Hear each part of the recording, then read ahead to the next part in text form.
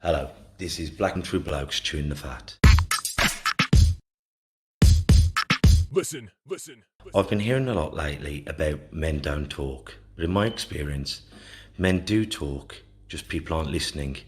So it's going to be me and a group of blokes discussing our struggles and victories through life. Warning, there may be some bad language, so apologies to all the moms, especially my own. Let's get going.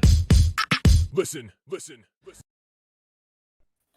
Yeah. This is the Black Country Blokes chewing the fat with me, Kev Dillon, Lee Cadman, Craig Pinches, and Orange. And tonight we're going to be talking about how about if circumstance hadn't gone the way? How about if we'd have been dealt a different hand? How about if all the if, but, woulds, and coulds had been in our favour? Because every time you go into a pub, we bump into someone who goes, I could have played for a professional football team, or, I could have been a great boxer, but. So we're going to be talking about what our actual dreams were. And I think through these 20 lockdowns that we've had, we actually think, am I happy at work, or do I dread going to work, or am I looking forward to going to work? So we're going to be talking about what our dreams actually were when we were children, and if we're any closer to having them now, because life has got ways of throwing in. I mean, just before I get the other guys in, my dream was always to box, but because of my eyes I couldn't. So I went for the next best thing. I've become a coach, and I've dedicated my life to being a coach. And I've had my successes through other people. So even though sometimes we don't get our own gold medal, we can still enjoy the gold medal itself. Does that make sense, lads? Perfect sense. So what were some of your ambitions or whatever, Craig? Oh, mate, how long have you got? Mine changed depending on what I watched on the TV as a kid. If I watched a cowboy film, my dad, I wanted to be a cowboy. If I watched the boxing, I wanted to be a boxer. Like, I was influenced by what I've seen. And as a kid, I think there's nothing wrong with that. You haven't got to have it all figured out. With hindsight now, I look at it, obviously wanting to do the music and the self-expression and stuff like that. I think I would have stuck to my guitar lessons when I was age 13. I would have pursued the singing. I would have pursued it a lot earlier. But that's the beauty of hindsight. I feel like I've lost a lot of years by giving up then. And you give up because life takes its turns, and you think, oh, cool, be arsed now, I've got to learn this and the other. But as a kid, mate, my dreams and ambitions they just change like every 10 minutes. My dad would say, even when I come down to your place, Kev, as a kid, my dad will still bang on about it now. He bought us a pair of boxing. I bought him a pair of boxing gloves a piece, and they only went 3 times, and then they quit, and then they went back. He said that they stick to it, and that was even coming down to your club when I was early teens or whatever it was. So it depends. It depends what I watched on the TV, I think. But I think trying new things is a great thing. You know what I mean? Because I always say that, like, if Jasmine wants to do dance, boxing, cricket, it's great that she tries as many things as she can in life. But I think often in life, we've either give up because it was too difficult. We've give up because our peers didn't see it as being cool. And sometimes we've had a kid, we've got married, we've had to go on the tools. We've put our dreams aside because we had to provide, or we felt like we had to be someone else. What do you think, Aaron? Yeah, absolutely. I think, again, life doesn't, one of the things we all know is life doesn't plan out the way that we think it does, or the script that we're told is by our teachers or parents and stuff. Just to go and kind of answer the same kind of stuff as Craig, I get that influence. Like, it's pretty much what you're seeing on the television. You're seeing your superheroes. Back then, for me, it was Sylvester Stallone, Rocky films, and it was a Karate Kid, and it was Van Damme. So I wanted to be the heavyweight champion of the world, but at the same time, I wanted to also kick and be able to do kickboxing and stuff. So I remember as a child, I used to suffer with convulsions and fits. So my parents were quite reluctant in terms of putting me in any sort of contact sports.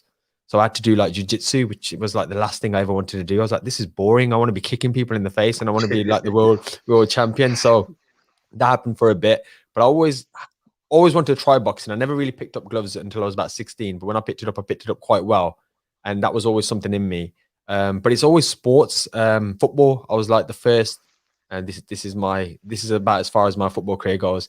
I was the first year 4 to ever be selected in a year 6 team, which at that point is a good thing. And I always thought I could do good at football, but then my parents had other ideas. They sent me to grammar school where you play rugby, and I was like this big and just getting pushed around and stuff. So sports was something that if I had it my way and I didn't have to go to grammar school and I could really just keep honing my skills, and I think I'd be involved in sports. But in terms of like now, and you speak about like finding, are we happy in what we're doing now? I'd say 90% of the time I'm happy in what I'm doing now. I think the transition in my life over the last 5 years has been to be my own boss. And this is going to sound really stupid, but it's to be a YouTube creator. And I find that maybe it's lockdown helping me, but there's something about when I'm able to create videos and just mess around on YouTube and stuff, knowing that my bills are paid through my work and having that flexibility of being my own boss. I feel like I'm at my happiest that I could potentially be, given all the circumstances, obviously, of lockdown and stuff. I control my days, so I don't have someone telling me what I can and can't do. If I want to shoot a video, I shoot a video. I have almost that creative spirit, if that makes sense. And I'm more so, you know, I'm not stupid or naive enough to know that my sporting career is pretty much gone. You know, there's people out there who do it from a very young age. So I know I never master anything there. So it's just about adapting, really. And like you said, Kev, the more things you can do. So I'm trying new things like video editing. I never thought I'd enjoy that. I never thought I'd enjoy podcasting up until like 3 years ago. So I'm in a very, very like fortunate place. But if things were different, oh mate, I'd love to be kicking ass like Van Damme. That would have been the dream. But isn't it for this? Some people can stamp on your dreams. I remember having I found I couldn't box, my arm was broken. And then is it a careers counsellor come in and they ask you what you want to be when you're grown up? I'd be about 14. And a teacher or a so-and-so come in and they said, like, what do you want to be? And I went, I want to be a reporter. I want to be a journalist. And I went, with your eyes, no, you'll have to go and on benefits. You'll have to go and I went, you are. And it was like, that a blunt, you will not succeed. And I was stuck in my mind. I'm barely read and write because of my eyes. And then look what we're doing now. So even though I couldn't box, I become a coach. And then I couldn't be a journalist, and I started podcasting, and then we're knocking on the doors of other avenues. You know what I mean? So I think sometimes we're put off by you can't, but then it's, well, if I can't do that, what can I do? Am I going to back down from the race altogether, or am I going to find another lane of getting to the finish line? And I think that's how we've got to take the hurdles by any means necessary. I'll get over it, under it, around it, or through it. Mate, I think like going back to what you said, you know, when people think it's not cool, I'll try and teach my son now because he loves his gaming, and I'm torn between what's healthy for him and stopping him doing it because I know it's unhealthy for him to be on it 24/7, but letting him enjoy it. And I said, Troy, he's good at drums. I mean, from the age of 6, he's been naturally good at drums. He can read music, you know, and that, like his first drum tutor, he's not got one at the moment. I'm teaching him, and I don't even play drums. So that's going to be an achievement if he turns out to be some Travis Barker. But I said to him, I said, Troy, even though you're not feeling it right now, do it, because, you know, when you're 15, 16, you might want to do it. Because, I mean, my mum and dad bought me a guitar when I was about 14. I've still got it now. It holds sentimental value. Not a crazy expensive guitar. Probably would have been about 160, 180 quid back in them days. And I was taking guitar lessons at school, and my mates took the mick out of me, and I was singing with my uncle. My uncle's a rock and roll singer, and I'd go to the pubs and I'd be on stage for the age of 8, and I'd be singing to crowds. And my mates always took the mick out of me when I got to my later, say 15, 16, 17. And I stopped it because of peer pressure. And I'm at 32 years of age now, I'm kicking myself because I think I've outgrown them friends, or we no longer mix. We haven't done for 10 years. And they're still doing what they were doing back then. And I'm trying to catch up on what I should have been doing back then. So I think it's important to look into the future, and them people may not particularly be with you in the future when you want to be doing this. So learn it now while you're young is a lesson I'm teaching myself now. What do you have to say, Lee? Yeah, I think you're all right, but I mean I think your circumstances and what happens to you during life is going to change your life for good and bad. You know, when my youngest was born, you know, we know she's born life limiting disability. That obviously rocked my world, and it was unexpected, and that curtailed me. But coming to where I am now, like if you'd have asked me 5 years ago when we found out all this news and this information, at that time I was fully into work, doing crazy hours, you know, not really living a healthy lifestyle at all. Just work, and not really paying attention at all to my family. And so it was something bad though that's happened. Now I've come round, and actually I spend a lot more time with the family, a lot more time at home. I really don't worry about money as much anymore. Don't worry about all that. And that all came about off a bad situation. And it is those things and how you handle them that can change the circumstances of where you're going. But I remember when we were teenagers, Lee, you were always a chef, weren't you? And that's where you were going to go. And then you're going to the pubs, and then you're going to this. And but again, Kev, that's my nature, just to always keep building, keep going on. I still struggle now with holding that back. If I'm honest, I still struggle now going, actually, I need to be spending time at home and not doing that. And that was just a progression. So I went from chef, I went to head chef. From now, what do I do now? Okay, let's see if I can run one of these places. Went to that, and then it was just a natural thing for me to do, to keep pushing and moving forward.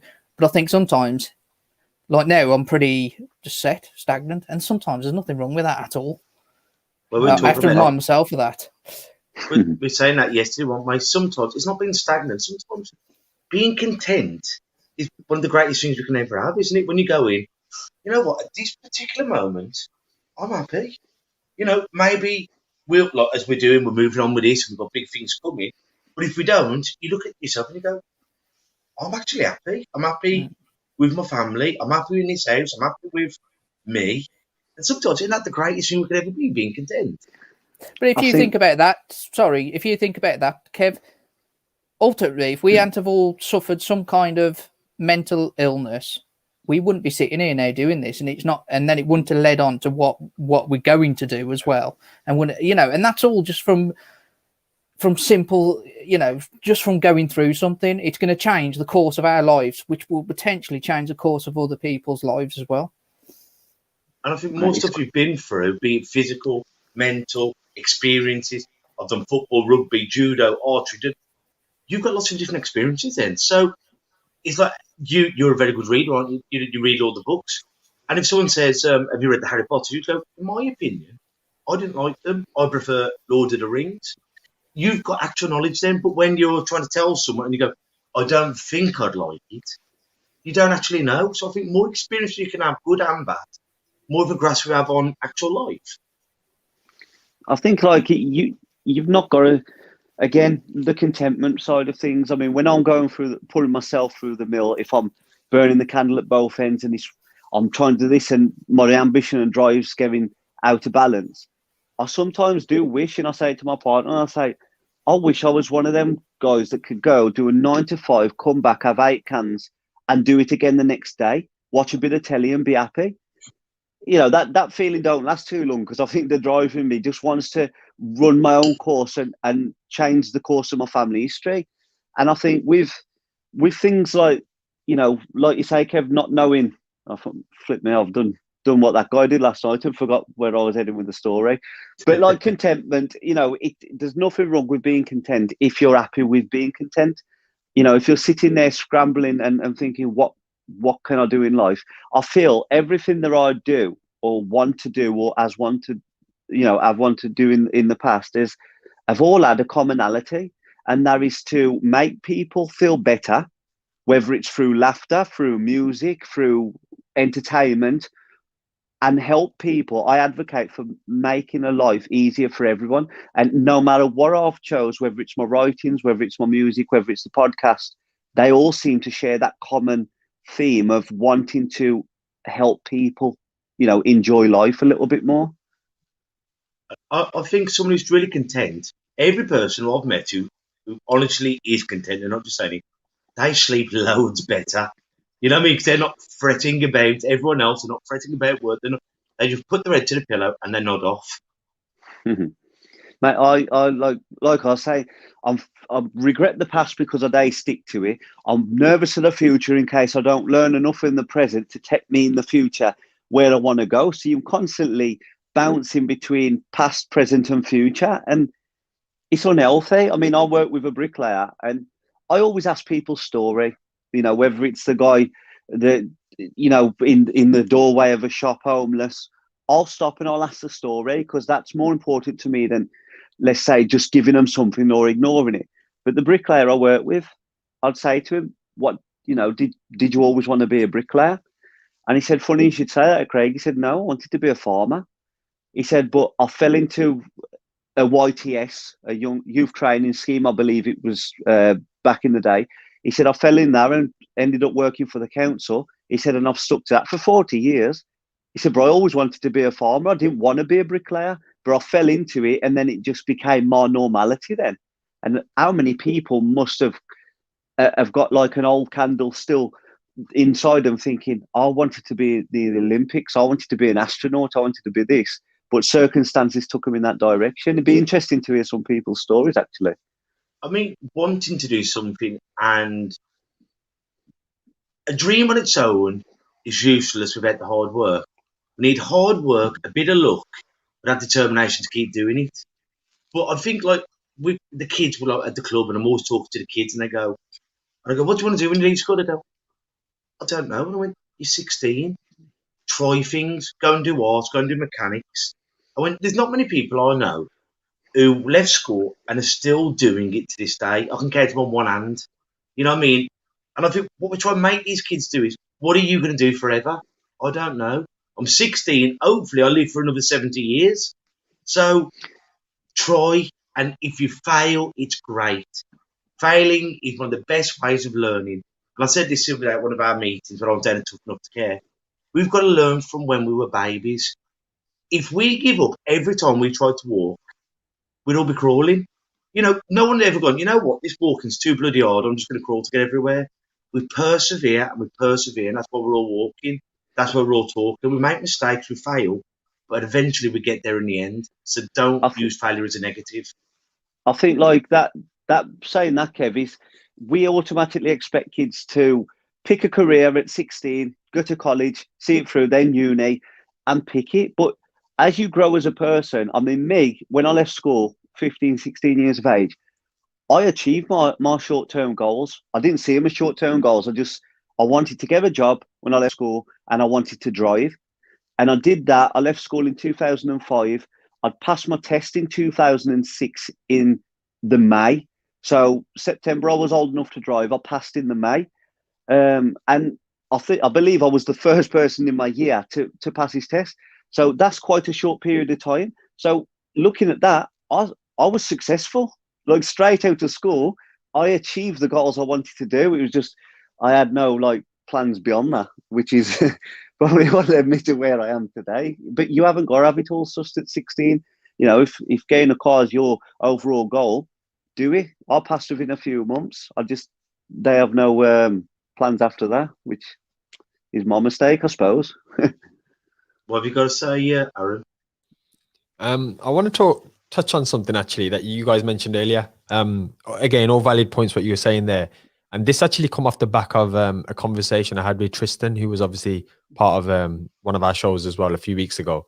And it's actually what you and Lee were saying about being content and being happy. I never quite understood that, if I'm being honest, in terms of, I always use that analogy of you're either going forward or you're going backwards. So there was always a thing in me that if I stop still, I'm regressing in life and I'm not moving forward. So I was never really present. I was always kind of chasing something in the future. And he got me thinking, because obviously he spoke about his story, which is a great episode if anyone wants to go back and listen to that.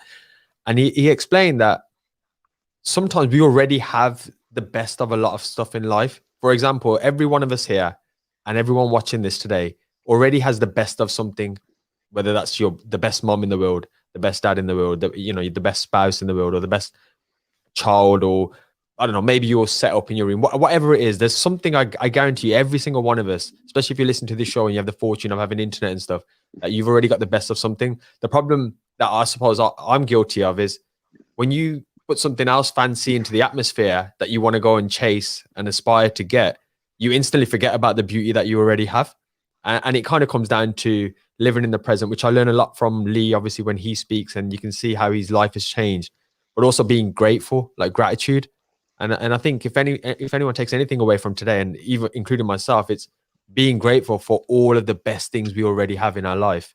And as a worst case scenario, if we don't achieve our dreams, like our young dreams as a child, and they don't happen in the future or even now, we still probably have some of the best things in the world. So yeah, that just got me thinking. I just thought with the conversation I had yesterday and what you guys are saying now, it really makes me think that I have so many best things in the world. And yes, it'd be great to add, to that list, but I'd be happy either way. Well, we had someone at our group meeting last night, which went brilliant, by the way. And obviously, I won't say names, but someone said something brilliant when, as you were saying, being grateful. It says, first thing you do when you wake up, what you do? You open your eyes. So be grateful that you can see, be grateful that you're still alive. Then you roll out of bed and your feet hit the ground, you can still walk. And it's these little things we take for granted, all these little signals that bounce around our head. And we haven't got to think about my left foot goes into my right foot and breathe in and breathe out and pump the blood. So we do so many things naturally. And if you have got a loved one who you live with, your daughter, your son, your husband, your wife, be grateful again. As you jump into the shower, we live in England, so we've got hot running water. But these are things that we take for granted. But maybe, just in that split moment, going, it ain't too bad. And it could always be a lot worse. Mr. Cadman? Sorry, Craig. Nah, you carry on, mate. I was just filling a void then. Lee? Yes. Oh, sorry, I was bringing up messages. I ignored all what you just said. Say it again, Kev. Just saying the beauty of being grateful about the smallest things, from opening your eyes in the morning to putting your feet on the ground to hot running water, flushing the toilet. Yeah, it's right. And you forget all that, don't you? There's people out there who don't have any of that. There's people out there who are not going to wake up tomorrow. So you have got to be grateful for it. But you've also I presume it's your dad or your mom, Kev, has just written, you must enjoy your success, then move on to the next challenge. Where we go wrong is we don't allow ourselves to do this. We're too afraid of failing. And I think you've got to remember, even if you do fail, it just takes you down another route, as long as you carry on. And I think what Dad was trying to say then as well, sometimes we succeed and then we're on to the next thing too fast. Instead of going, you know what, guys? Wow, we're in the Express and Star. This is brilliant. But then we've got to think, well, how about now we've got to get in the sun? Now we've got to get on the news. Now we've got to have our own last leg show. Instead of just going, you know what, guys? In 18 months, we're doing this. We've got a studio. In the real world, we'll be back there. We've polished our skills. We've got better at doing this. So when we move on to our next few stages, we've had our mock exams, our GCSEs, we've done our apprenticeships, and now we're to rock and roll.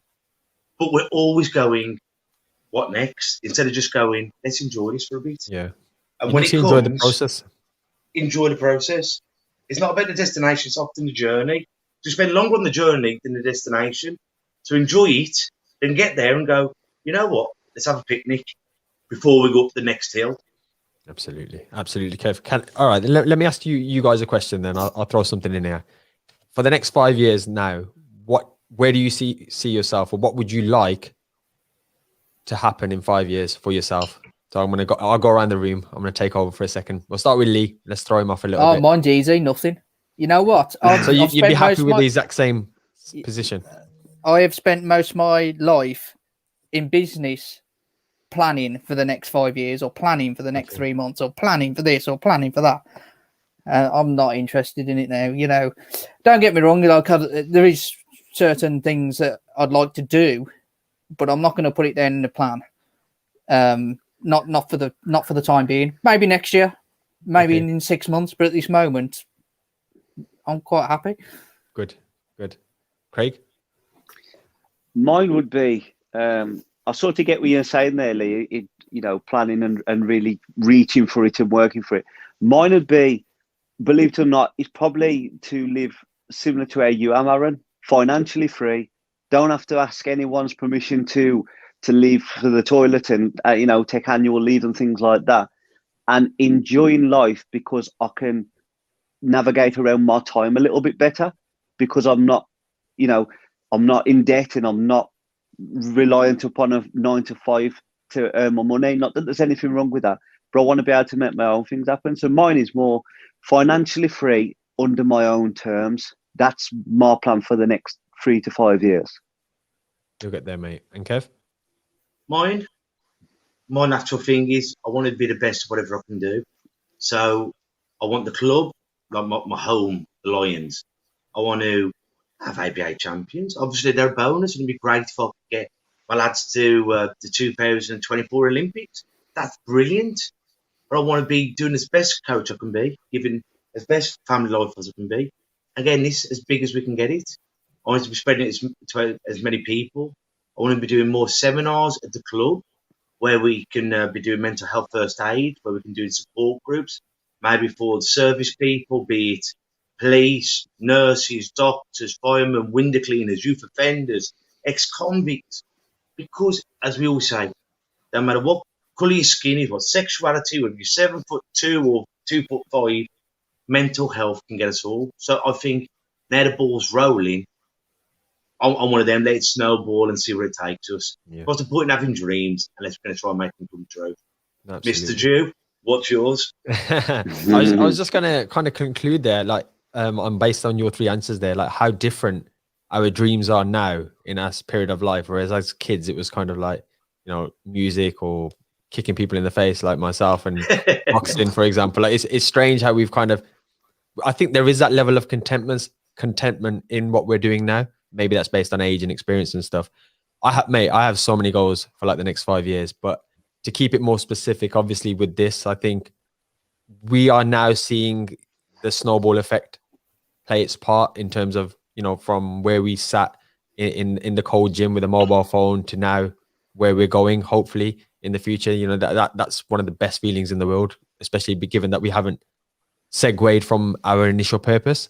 The same even with the health business with me and my wife, that is a big thing as well, knowing it can help people. So yeah, I mean, my goals are a lot different, but again, be my own boss and stuff. I'm so grateful for that, like as you mentioned, Craig and stuff. So it's strange. It's strange because I'm still ambitious. I'm still 100% ambitious, but they're not the goals that I probably would have thought I would have had at the age of 20. Like if worst case scenario, it's like how Lee says, everything's exactly the same, then I'm happy with that as well. So actually, maybe I'm more content than I actually thought. And I think that's it. It's like if nothing else happened, like we're still going to do this no matter what. Of course. We've been happy doing it. It's been a counselling for us. I've always got the gym, even though we've been closed for the best part of the year, but I'll always be a coach at heart. And so as long as my family and the health, and I'm dry, and I'm fed, I'm content in that. But I think ambition is great. It's like ego is wonderful, but ego needs to have humility in it. Ego without humility, if I said that word right, humility. Yeah. If you haven't got that, it becomes arrogance. So we need to have that ego of I want to be the best I can be, but having that humility to say I make flaws, I flamingo up, but I'm still a man. There's I listened to a book and it was one by, I believe, Robert Greene, I think his name was, and 50 Cent. He partnered with 50 Cent, and it's called The 50th Law of Power, I think it is. And he said in that there's the difference between ego. You've got, a lack of ego, you've got ego, and then you've got over ego. A lack of ego is where you don't take opportunities, you don't take risks and this, that, and the other. You're very reserved. Ego is a fine balance, and egotistical is bad. So you need to find that fine balance. And I think with us all growing, I feel that to grow, I can't rest on my laurels. Like you said before, we don't, or your dad said, Kev, that we don't give ourselves enough time to bask in that success and sort of say, right, let's enjoy this now for what it is and move on to the next. I find that if I rest on my laurels and I stagnate, I become complacent. And then time, before I know it, the grains of sand have slipped away from me. And I think, wow, maybe I've enjoyed that a little too much. I've enjoyed that success for the last 3 years. And, by then the world's moved at a rapid pace. But I think it is important to do that. But you've got to have the right amount of ego to stay balanced, to seize opportunities, but not, overly play your part. Because I know a lot of people do. You've got imposter syndrome, and then you've got flipping, I don't know, you've got sort of like a dictatorship mentality that I deserve that, and that's mine, and this and the other. And you've got to find that balance, like with anything in life, haven't you? Well, how many empires have been built on the back of ego, but how many have crumbled on the same thing? It's right. It's arrogance and stuff like that. And it's like the writing on the wall. Again, another 50 Cent book is Hustle, Faster, Hustle, Harder, or whatever it's called. They said that writing on the wall came from an old time where a king was basically enjoying his time partying and enjoying it to the point that he was above everything. And he partied in this sacred place. And the sacred place provided a warning. And it was like, your days are numbered and this and the other. And his ego took over. And he was like, I'm the king and I'm this, that, and the other, or the emperor. And nothing's going to happen to me. And it did. His demise came at the end of whatever. And that's where the term the writing on the wall comes from, like an old king story. And you think if you're modest in your successes and you don't overplay your part, but you're still looking for growth, I think that's what we all need to do. As opposed, don't stagnate and don't overly do yourself, because either one of them is out of balance. Have we had any comments coming, by the way, Lee? Yeah, I've been putting them up on the screen, Kev. So there's no questions as such. So I'll just put them up on the screen when they're coming. Is there anyone like who wants to say hello or a shout out to anyone? No, Well, and it's like what you said. There's like a motto I've learned of my later life: you enjoy the good times, you deal with the bad times. Yeah, like if you get, I think we mentioned this before, or someone mentioned it before, about don't get too excited about the good times and don't get too ill depressed about the bad times, because each one has an opposite. You've just got to weigh. It's like, let's say the stock market. I've been doing a lot of research into the stock market, and the stock market, it has a level of volatility, and it's up and it's down and it's up and it's down. And then when it finds its balance, that stock could continue and continue and continue, and just fluctuate. But that's life. If you get too excited about, unless you're day trading and you're short selling and you're buying, if you get too excited about the peaks, you're going to forget what it's like to be down here. So then when you actually do come down here, you're going to put yourself out of balance. And just the same, if you're too low and you just keep yourself in that low position and you really embrace that as, well, this is me. It's like you're out of Winnie the Pooh. Thanks for not noticing me. You become that natured and you don't look to any peaks. So you always have to. It's like that metaphor when they say about the life machine. Doop, doop, doop. It has up and down. If you go in a straight line, you're dead, pretty much. But this is what's going to bring me back to what we're originally on about. And I'm going to pass you around the room. Can you name? It could be your family, it could be a teacher. One person who really lit the fire under your arse for success, and someone who really tried to dampen it. Aaron? Mm-hmm. Already asked quick then. Okay, so I'm sure he meant it in a nice way. I'd say my old biology teacher, he told me basically to drop the subjects I chose to do because he said I wasn't clever enough for him. He was actually right. I wasn't great at science, but later on, funnily enough, I actually become much better at it because, again, I find it's easier to learn stuff when you're interested in it, and I just became more interested in it as I grew up.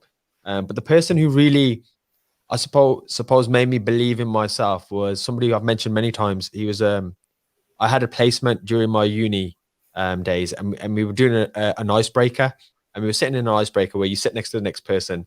And you have to say something interesting about that person to the rest of the room. So you're effectively introducing each other. And when we were getting to know each other, he was like, "What's interesting about you that I can tell the audience?" And I was like, "Well, there's nothing interesting about me." And anyway, we finished that whole session, and then he pulled me to the side, and he basically kind of gave me like this pep talk that you see on like movies, where he's like, "How can you sit there and say there's nothing interesting about you?" And I was like, "Well, I'm just a normal guy." And anyway, he reeled off all these nice compliments and stuff, and he basically kind of gave me that thing again, similar to like the ego stuff in terms of if you don't go out and blow your own trumpet, nobody else in this world will. And also the stuff he told me, it just gave me, I don't know, a bit of confidence to actually believe in myself a little bit more. And, you know, I know during that placement then, them 18 months, he massively had an impact on me.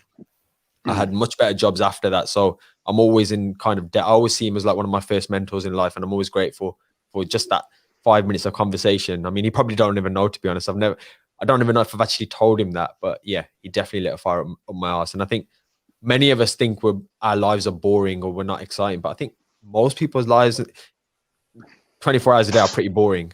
It's just the more you see it, the more you kind of just resonate with it, I suppose. Lee? I think there's two people who've really pushed me on. That's my dad and my granddad when he was alive. So my dad's he's just everything was, when I was younger, everything was simple. So I'll go to him, go, I've got this job opportunity, I've got this, I've got that. He'd go, do you want to take it? I'll go, yeah. He'd go and do it then. What's the matter with you? Go and do it. And that was enough. And my granddad was very much the same. But in terms of people holding back, I don't think anyone would have ever, to be quite honest. It'd have always been myself. There'd have been no one got in my way if I wanted to do it. And there still wouldn't now. You know, I don't get discouraged by other people. That's a great skill to have, though, isn't it? I don't think it's just. I think I was just born more naturally positive. I don't know whether that's, but I think just my it's a skill, outlook, mate. I think you're not giving yourself credit. You're not giving yourself credit. I've always been the same. I think my outlook's always been that way. I think most of us, well, except for Lee, I think our worst enemy is often ourselves. Oh, definitely. Yeah. That's what I was saying. I don't think anyone else could. Yeah. Understood. Yeah. I think definitely it'd be myself. Craig? Yeah, I think even what you just said there, Aaron, which probably leads me into sort of like myself and, you know, me, talkative. Like there's a number of answers there. There's who's inspired me, everybody and nobody in the same breath. And I'll explain that in a sec. The first person to really light a fire under my arse and think you need to grow up now and do something with your life was my eldest son. You know, I was 23 years of age. I'd been living willy-nilly and not really paying attention to any part of the future, just taking it as it comes. And then when he was born, you know, greatest day of my life, he made me a dad. And I often tell him, you're my best friend. You've made me something that nobody else ever will.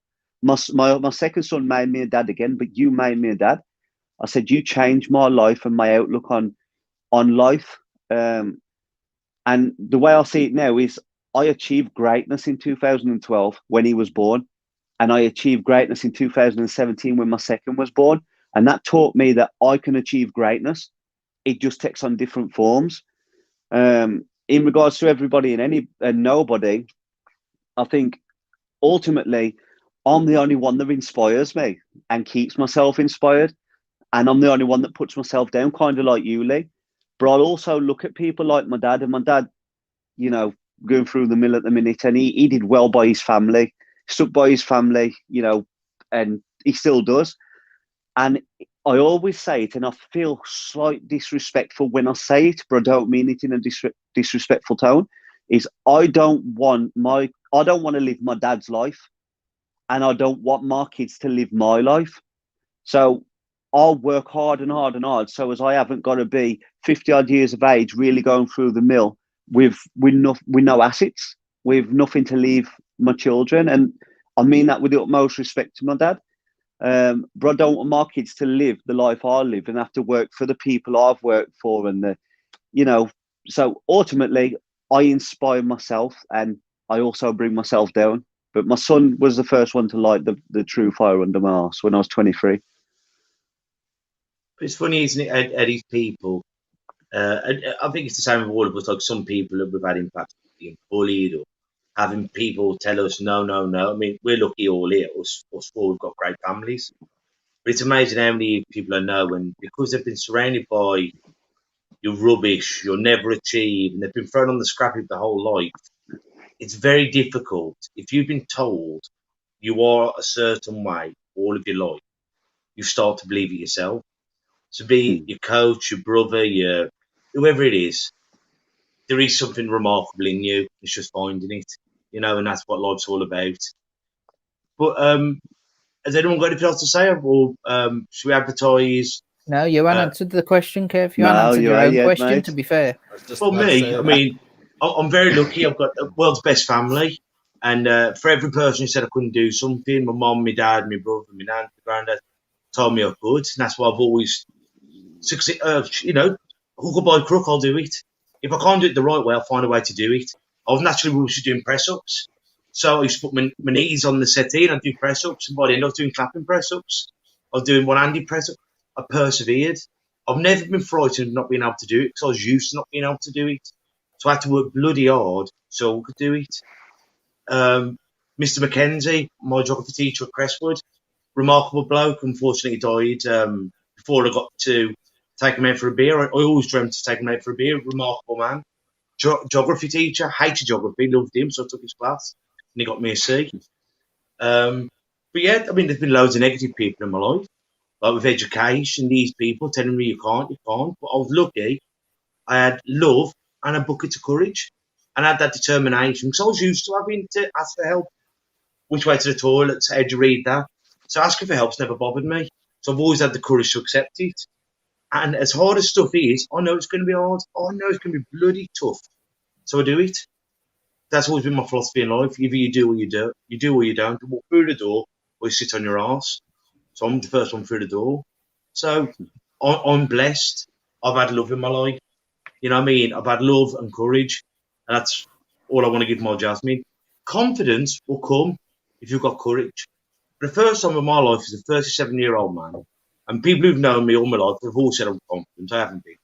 In the last, 3-4 years, I can honestly say now I'm confident. I've always been brave. And give me courage over confidence any day. But by the grace of God, now I've got them both. But as I say, as long as you believe in yourself, the confidence will come. And surround yourself by positive things. Deal with the bad times and enjoy the good times. And no matter how bad the tough times are, the good times will come back. Anything you lads want to say? I'll just drop our support group in here, Kev, while we're at it. So we did our first one on Wednesday, which was absolutely brilliant. And we're going weekly now. So every Wednesday we'll have a men's support group at the boxing club. You do have to book in. Just because of Corona, we are limited to 15 places at the moment. And believe me when I tell you, they're filling fast. So if you'd like to book in, contact us on the blackcountryblokes@gmail.com. And this is in person because we've had a bit of confusion and it's probably our fault. We won't be doing it like we're doing it now. We'll be at the club. You'll have your temperature taken at the door. There'll be no paperwork. You go up, we have to wear masks. All the seats are at 2 meters, hand sanitizer. Lee will make the coffees, bring them over to you. So we're doing our best to make it as safe as we can. And at the 4 of us, 3 of us attended last night with my lads. And wasn't it lovely having face-to-face contact with human beings who weren't at the supermarket, who weren't in your house, and just sitting there having a chat? And that's it, Kevin. You can come and listen. You can come and listen to like-minded people. There's no pressure to talk until you're ready. You just come and have a listen if you need, if you feel comfortable doing that. And if it's not your cup of tea, and you go, you know what, I'm not enjoying it. It's not going to hurt our feelings. You just get up and say it's not for me. And we're all about the good. If it's not for you, or you're not comfortable sharing, that's fine. You've got to find your medicine in this, and hopefully this can be the medicine to a lot of people. And once again, massive shout out to our brothers, Tough Enough to Care, who we've gone into partnership with, and we're going to be working a lot with them in the future. So God bless you.